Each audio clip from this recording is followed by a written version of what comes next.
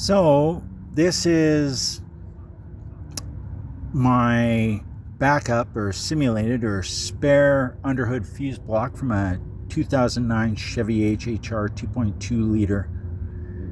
This fuse block, well, not this one particularly, this one I grabbed from Pick and Pull in Abbotsford. There's the one in my vehicle though that was replaced in April of 2022 in Kelowna by the dealership there to the tune of $1,800. And that was the remedy for a no crank, no start condition, which was novel. Even having the interlock removed in January, under the circumstances that there was a false alarm generated right during my road test, actually. Said it was a failure to blow, which was provably false.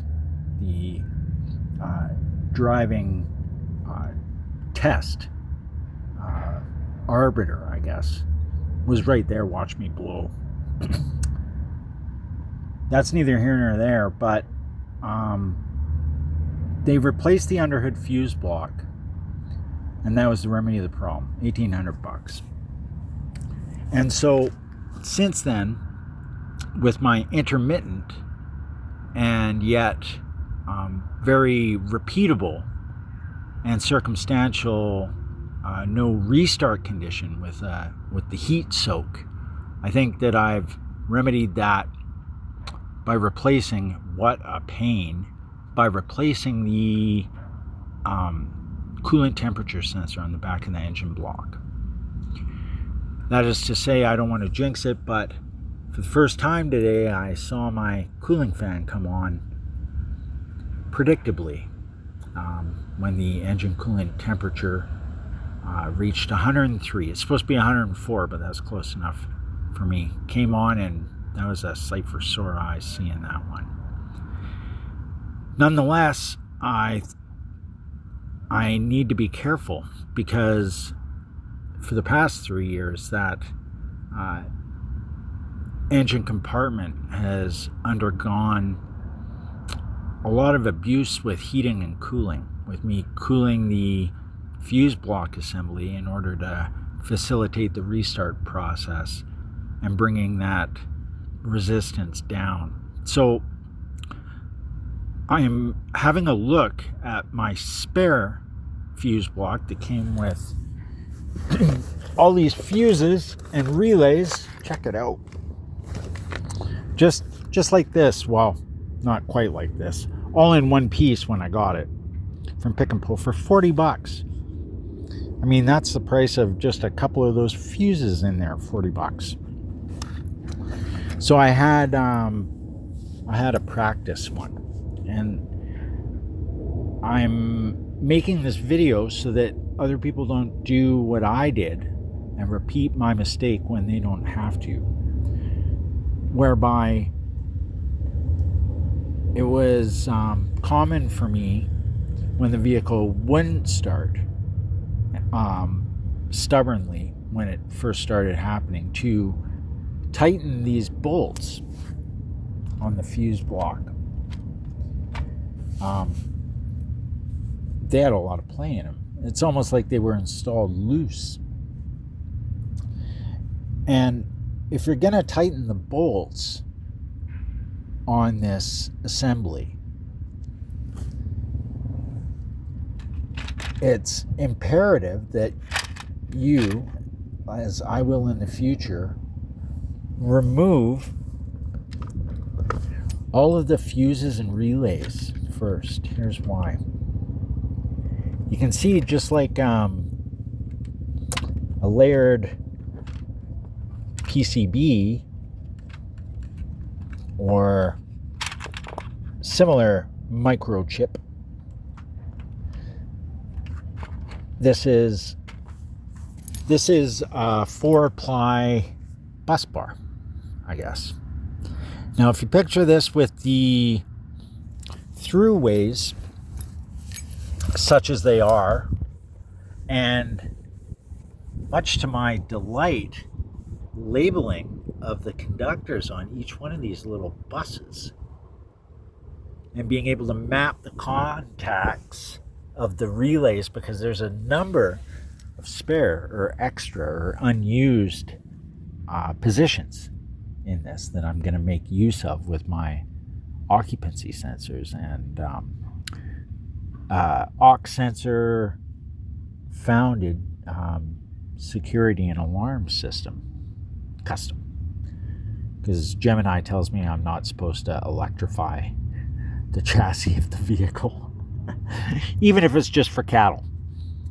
Regardless, one needs to remove all the fuses and relays before tightening the bolts, because if you see, I was looking for points of failure, and these plies or layers are of a type of insulative plastic that is flexible. And so the natural positions, here's one, the natural positions of these layers, while compressed, fit nicely into these holes, right? But when the extra relays are sticking down through and holding these terminal positions fast and down while you tighten the bolts, what happens is that the relays prevent the flexing back to perpendicular in that position, and so they act like little wedges while you're pushing down, and so you can wind up with a very uneven, in terms of level, surface here when the relays are in. So if you're going to tighten these bolts, and it's also more important than I can imagine probably to do so to spec with a torque wrench and with the rotation of the pressure. But what happens is these buses here, once they warp a little, right? Like this one, I don't think it ever been opened, and mine has been opened before. And even the underhood fuse block was a rebuild. You can see the where the rubber meets the road here. these little tabs, these little positional plastic tabs, no longer fit. They get warped or worn or crushed, and you simply can't fix that without taking the whole thing apart, as I've done. And so you can picture if there's a relay here preventing the further downward motion of, and it pushes down everywhere else on the plastic with this screw, for example, and the whole thing flexes.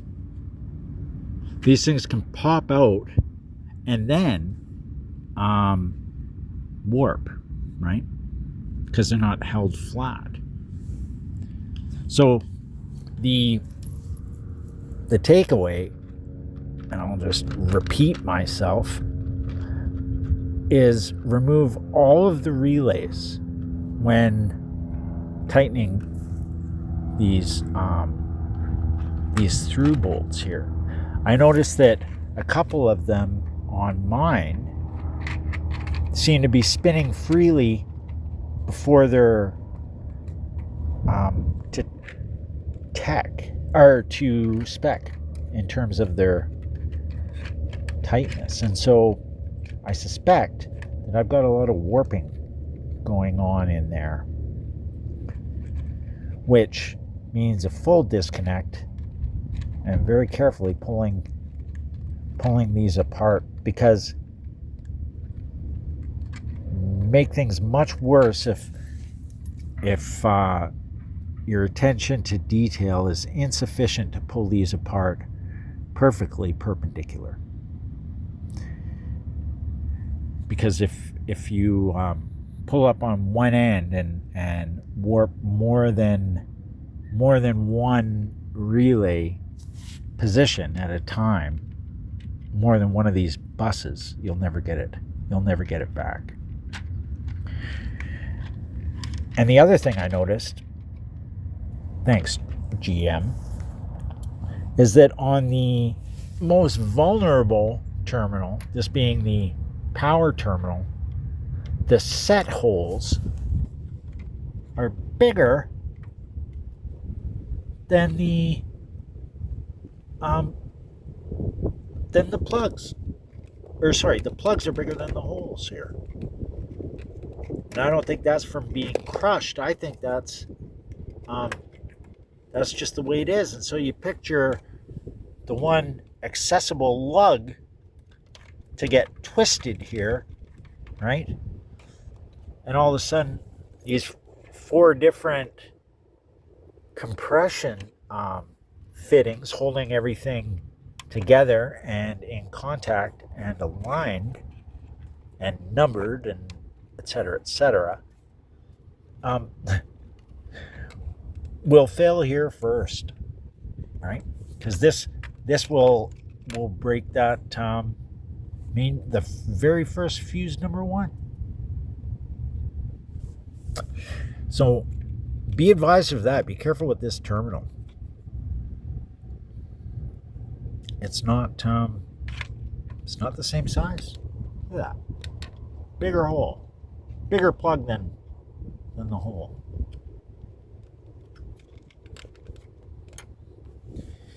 Made to fail.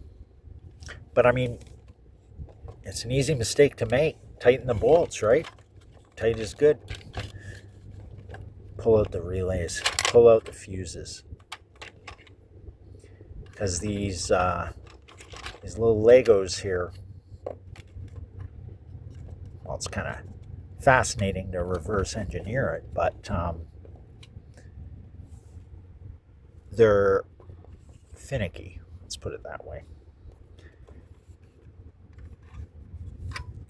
We'll see how many of these are corroded on my unit, etc. This one looks in really good shape.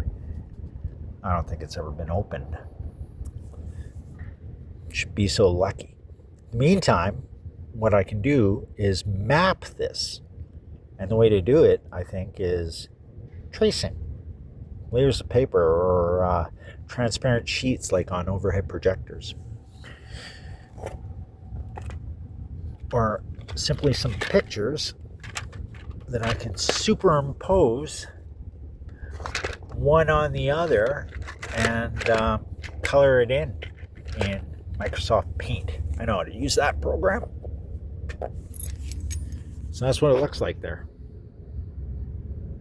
Pretty, hey? Fuses and relays out. Thanks for your time and attention.